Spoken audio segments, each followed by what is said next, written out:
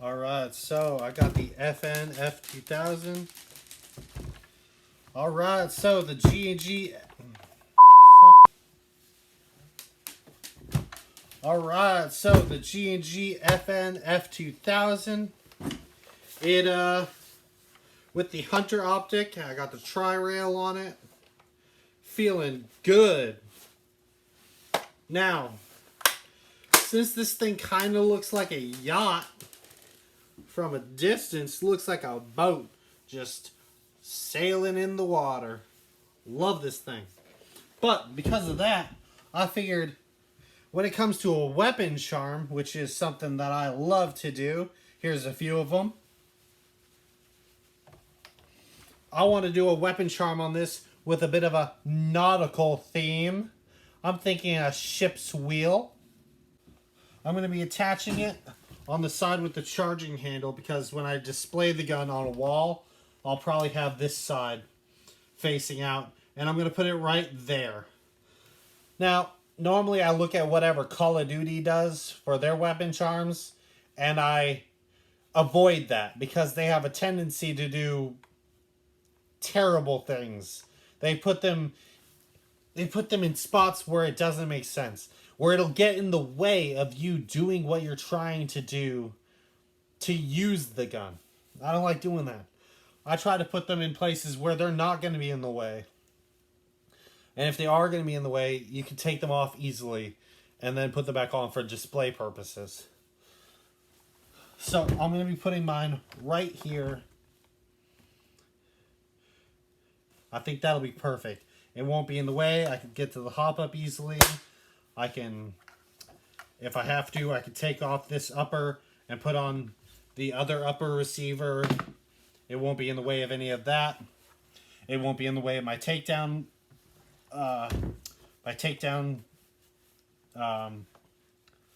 Bar. My takedown pull out. Won't be in the way of that. Won't be in the way of any of my trigger controls or my selector. It won't be in the way of my charging handle. Charging handle only goes back to there. It's going to lay flat. It should be perfectly fine putting it right there. Now how I'm going to do it, I'm going to be taking some 2-part JB weld. And I'm going to be taking some of these, probably just one. I'll be taking one of these. I'll be cutting it, bending it, and then I'll be JB welding it to the receiver. I might drill into the plastic just to put those in and then JB weld it. It's meant so that if there's any real yanking on it, it'll just pop off without damaging the gun. It's not important to have this thing on there so hard that you'll damage the gun if this thing gets snagged on something. It's meant to just pop off if it brushes against something. That's why you don't put expensive weapon charms on a gun. Just put something on it that's interesting. You know, like I took these from my girlfriend. They're popsicle earrings. You can put one of those on a gun. I got Pepsi can earrings on some of my guns. A cheap globe that I got from a Save the Environment thing that I went to. I got a Home Again like a realtor's keychain that I found on the street. It's just random stuff like that. Mostly earrings because they're cheap and you can get them for nothing. But that's what I'm going to be doing. Come on over here and check it out.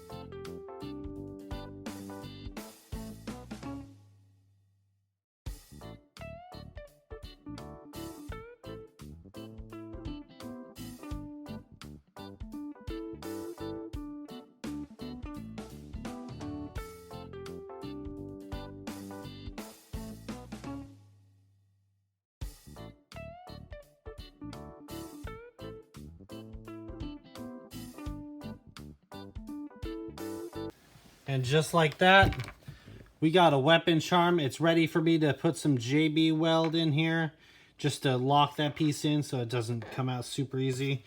I went ahead and put it on some loops, and those can be taken apart.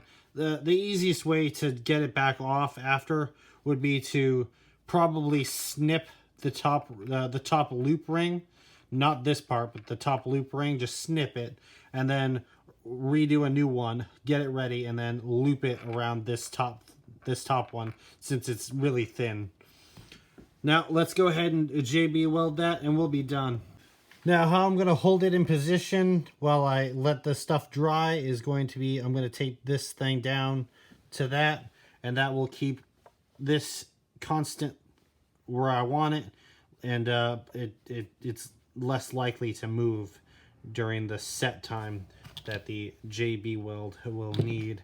And it will weld in there and it will lock it in. I've done this for many of my weapon charms.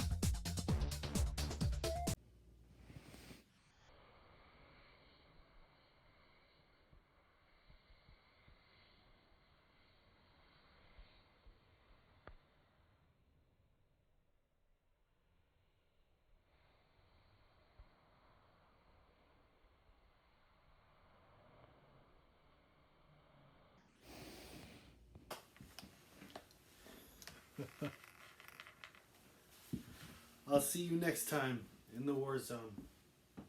For now, it's time for me to go to bed. See you next time.